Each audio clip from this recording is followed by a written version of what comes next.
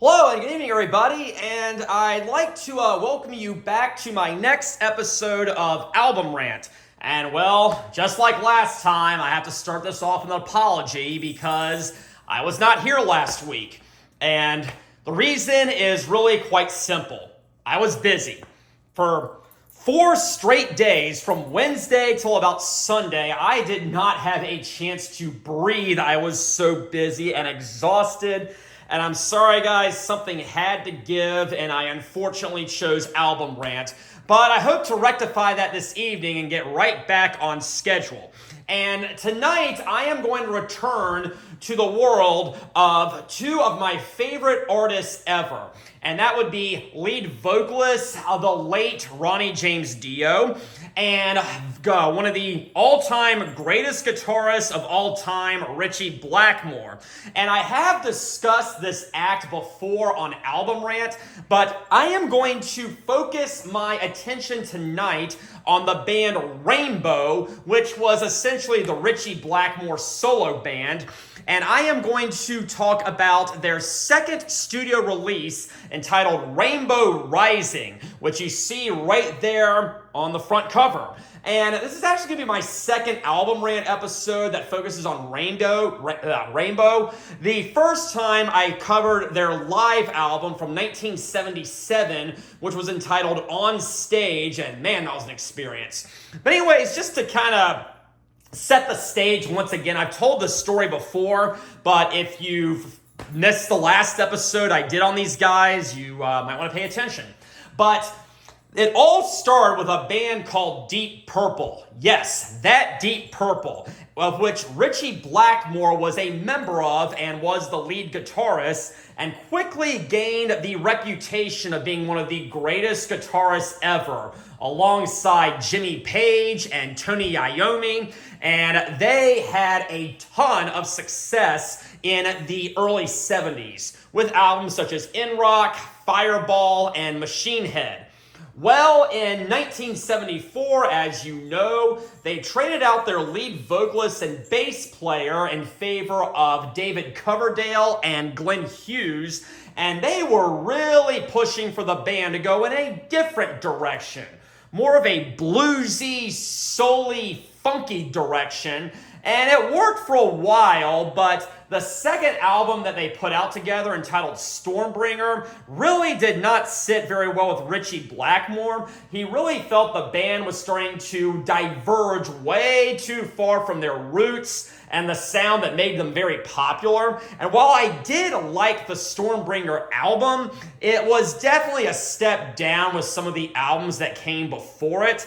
And so Ritchie Blackmore left the band in 1974, and he put together his own group. And what he actually did was he joined forces with another band, another musical act called Elf. And he was joined by Ronnie James Dio on lead vocals, Craig Gruber on the bass, Gary Driscoll on the drums, and Mickey Lee Soul on the piano. And they released their very first album entitled Ritchie Blackmore's Rainbow in the year 1975. And I think initially they wanted to call the band Ritchie Blackmore's Rainbow, but they decided just to change it to Rainbow for the second album. I could be wrong on that, but you know, I've already said it, so correct me in the comments if I'm wrong. But that first debut record in 1975, I know some may disagree with me on this, and that is fine, but I found it a tad underwhelming. It may have been because I heard their really epic material first, then I heard that debut record, but I really found it kind of flat. Don't get me wrong, there were some great songs on there, like Man on the Silver Mountain, which is an absolute classic. I love the cover of Still I'm Sad, which was a Yardbirds cover, actually. And of course, we had 16th Century Greensleeves. But there was a lot of flack on it. I was not a big fan of Self-Portrait, or Black Sheep of the Family, or Temple of the King, or, what was that one called? I forget. I think it's called If You Don't Like Rock and Roll. That was another cover, but I didn't really care for it too much. And it wasn't a bad album, but like I said, it was just kind of flat. And apparently Ritchie felt the same way, because after that debut record, he fired the entire band except for Ronnie James Dio. And he replaced them with Jimmy Bain on the bass guitar, the one and only Cozy Powell on the drums, and Tony Carey on the keyboards. And that brings me to the subject of tonight's review, which is 1976's Rainbow Rising. And I gotta say, the sound on this one was completely different. That debut record kind of had a boogie rock and roll feel to it, which may be why I didn't really care for it as much as I should have. But this definitely had a very definite change in lyrical content. This was a more magical and mystical album, and the themes really dealt with storytelling, medieval themes of Dungeons and Dragons and wizards, and it was plenty bizarre for what it was. And I gotta say, it may not be everyone's cup of tea, but it's definitely my cup of tea. So we have a gatefold here, actually. This is a remastered version. This is a reissue, so that's why it looks all crisp and clean and everything. But this album itself is almost 50 years old, so I cannot believe it's been around for that long. So let's go ahead and see what we have here on the inside. Oh yeah, we have a picture of the band right there. So now gotta admit, I'm not fully sure who is who. I know that is Ritchie right there. I know that is Ronnie right there. I am guessing that is Cozy right there. I could be mistaken. And so Jimmy Bain and Tony Carey have got to be one of these guys right here. But again, I could be very much wrong. We have some lyrics right there. These are the lyrics to the 5th track, Stargazer, which I will be talking about in a second. And then down there we have some credits, and I just kind of talked about the guys a little while ago. But we have Jimmy Bain on the bass, who actually, now that I think of it, would be on several Dio albums after he went solo after his very brief period with Black Sabbath. We have, of course, Ritchie Blackmore right there. He was actually the star during this era, and so he was the main guy. We have Tony Carey, Ronnie James Dio, and of course, Cozy Powell. So yes, very, very good gatefold. And over here on the back, we have another picture of the band, and we have a track list. Now, the thing is this, I was kind of familiar with some of the material on this album before I actually bought it. I did know the song Stargazer, and I was absolutely blown away by it. So I'm in college, it's my sophomore year of college, and I'm in the CD store. Yes, we had those back then. And I see that there's a Rainbow section. Yes, Rainbow was the kind of band that actually would get its own section in the CD store back then. I know if you walk into Best Buy now, there are barely any Blu-rays for sale. There are barely any CDs for sale. There may be a few vinyl records, but that's about it.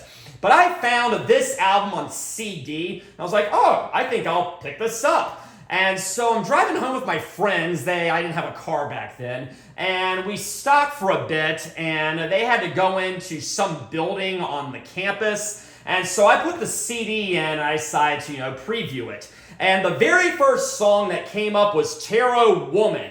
And it starts out with a very dark and gloomy keyboard intro. Yes, actually. And I was like, I'm not quite sure if I'm really feeling this. I mean, it sounded like not the kind of music I'm really into, but it only lasts for about a minute or so, and then everything changes. The band starts coming in, and now the keyboards really did set the stage for the kind of, again, mystical feeling that this album is going for. But after that, Ritchie comes in on the guitar, and it's very thunderous, and man, there's some buildup. It's dun-dun-dun, dun-dun-dun, dun-dun-dun, dun-dun-dun, and then the whole thing just has a really dynamic punch to it.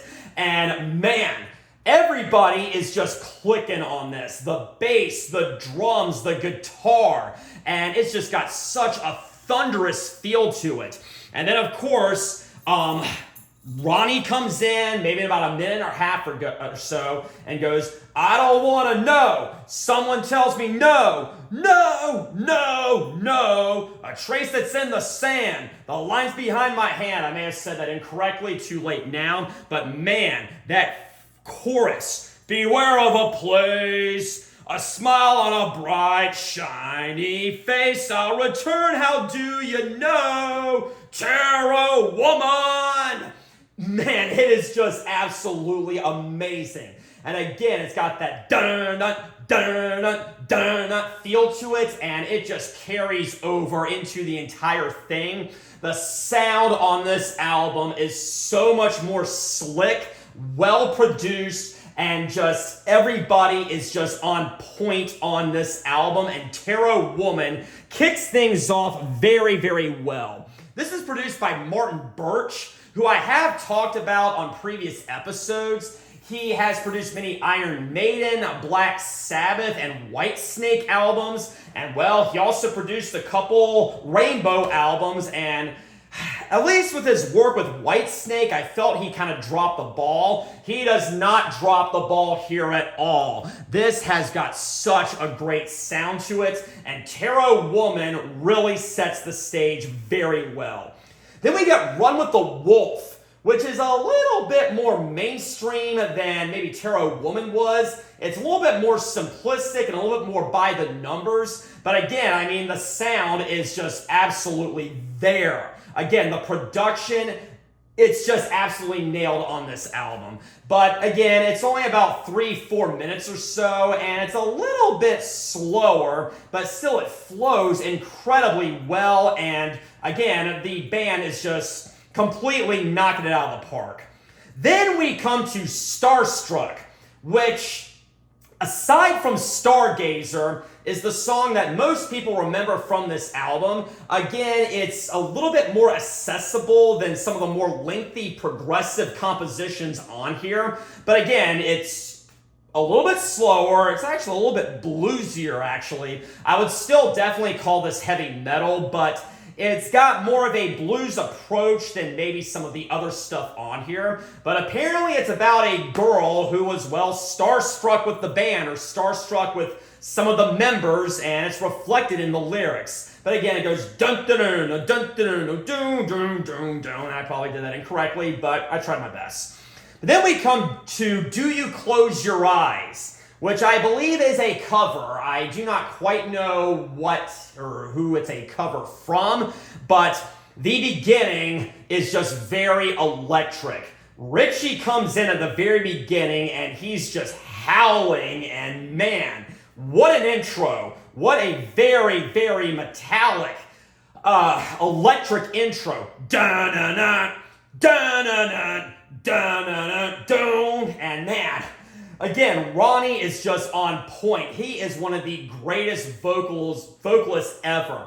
And that chorus, do you close your eyes? Do you close your eyes? Do you close your eyes? When you're making love. Man, I just love that song. I mean, it's, again, one of the more simplistic, accessible numbers on here, but man, just, they knock it out of the park. This is such a great album, and it's all down to the sound and the songwriting. It's just so incredibly strong. But if I had to be honest, my favorite from side one is definitely Tarot Woman. The other three songs, while they still are great, they're not quite up to the level of greatness that the rest of this album is, and I'm going to get to that in a second. And I did talk about this on my Whitesnake vs. Rainbow face-off episode, but side two kicks off with one of the greatest prog metal songs ever. I am not over-exaggerating. It is that good. We have the mighty Stargazer. Cozy Powell starts things off, and it's got a very great drum intro. And just after that, the feel to this thing. It's so medieval, so mystical, so magical, and man, that rhythm is just so incredible. Dun-dun-dun-dun, dun-dun-dun-dun, dun-dun-dun-dun, dun-dun-dun-dun. And after that intro, when Ronnie comes in, his vocalization just adds to the mood of this thing, and it's just so incredible. This thing goes on for 8.5 minutes. It's definitely the big centerpiece from this album. And I think I've told the story of what this is about.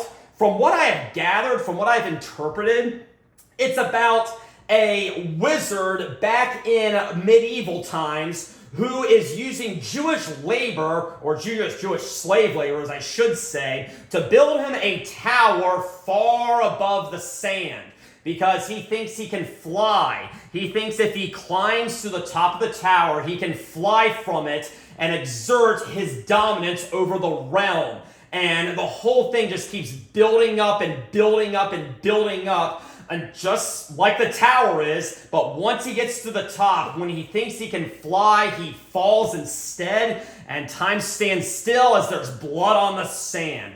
That chorus, oh, I see his face, and it's just so incredible. Is it far? Is it far? Is it far? When do we leave? I believe. Yes! I believe! I know I am nowhere good as Ronnie is, but I'm trying, guys. But man, in the heat and the rain with the whips and chains, it's just such a great chorus, and it's such a great story.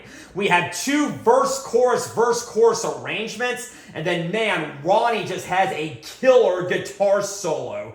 And he's on point, everybody is. Then we have 1 more verse-chorus arrangement, and by that point, you might think that the song is just about over.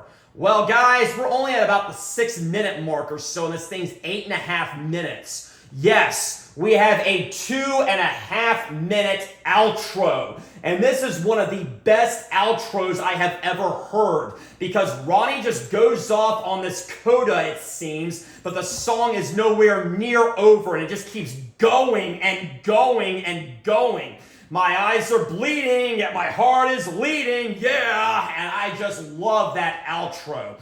This song is accompanied by the Munich Philharmonic Orchestra, and it works so well. You would think that adding an orchestra to a song or a heavy metal song would just fall so flat on its stupid face, but it doesn't. The orchestra doesn't overshadow the rest of the band. It accompanies the band, and it just adds that feeling to it, that progressive, just epic feel to it, and it just works so well, and I cannot recommend Stargazer enough. My sophomore year of college, I was in a big Ronnie James Dio mode. I was a huge fan of his. I was starting to discover his work beyond the Heaven and Hell album by Black Sabbath, and I'm like, man, this guy was amazing. I don't know why he's not more well known, but it was just incredible. But I used to listen to this a lot in my apartment room, and my friends would make fun of me so much because I was just so obsessed with this song, but it just gripped me, and it still grips me, and I hope it grips you. And then finally, the very last song is A Light in the Black. I believe it is a continuation of Stargazer, and it's another 8.5-minute epic progressive number, and it is almost just as good. Again, Cozy kicks things off. He has a nice drum intro, and then the song just comes out swinging right from the gate. There is no big build-up. There is no big building in intro or anything. It just comes out swinging, and it's got a very galloping feel to it. Dun dun dun dun dun dun dun dun dun dun. And I'm really off tonight, but I'm doing my best here. But yeah, that rhythm is just so amazing. It feels like horses galloping across the frontier, and it's just so great. And that chorus, man, something's calling me back. It's a light in the black. Am I ready to go? I'm coming home. And yeah. yeah, I just love this song almost as good as Stargazer. And yeah, in the middle, after the first verse-chorus arrangement, they do that twice, there's actually a keyboard solo in the middle. And again, you might think that might not work out so well, but it works very well. It accompanies things so well. And man, Tony Carey, great keyboardist. I mean, he's just on point here. And it's a shame he didn't last as long as he should have, but he didn't stay with the band for very long, and I think that's definitely a shame. But we come back to one more verse-chorus arrangement, and again, we still keep that rhythm going. That rhythm pretty much maintains itself for the entire song, and you think it might get stale over 8.5 minutes, but it doesn't. And man, that outro, the very end, when Ronnie's just like, I'm on my way back home, and it just crescendos and has a big epic conclusion, and I just think it closes things out very, very nicely. But my favorite from side 2 between Stargazer and A Light in the Black, it's probably going to be Stargazer. A Light in the Black is a tremendous song, but it's just not gonna quite outdo Stargazer. But I think this entire album is just pure perfection from start to end, and I definitely think you need to pick it up. It is such a shame that this lineup did not last any longer. I don't think there are 2 consecutive Rainbow albums that have the same lineup. I'm pretty sure that Jimmy Bain was out after this album, and he was replaced by Bob Daisley for the next one. And again, Ritchie Blackmore, from what I understand, has the reputation of being hard to work with. I understand that he is a perfectionist, and if you don't quite meet his standards, he just throws you to the wolves. No pun intended. But anyways, it's just a shame that he wasn't more agreeable, because I think if this lineup had stayed together longer, they would have been one of the most respected heavy metal acts out there. Unfortunately, they only maintained this style for one more album, and then Ritchie decided he wanted to go in a different direction. He decided he wanted to be more of a pop rock band, kind of like Foreigner, and I'm just like, why would you ever do that? You had such a great thing going. I mean, the band wasn't awful after Ronnie left, but it was never quite the same, and for that, I absolutely do recommend Rainbow Rising. Ronnie had 4 really great albums before he went off on his own with his own solo act, and it would have been this one, Long Live Rock and Roll, also by Rainbow, and then Black Sabbath's Heaven and Hell and The Mob Rules. I definitely think you should pick this one up, and for that, I do recommend this. Anyways, thank you all for joining me tonight. Next week, I am going to be louder than hell, but until then, have a very pleasant evening.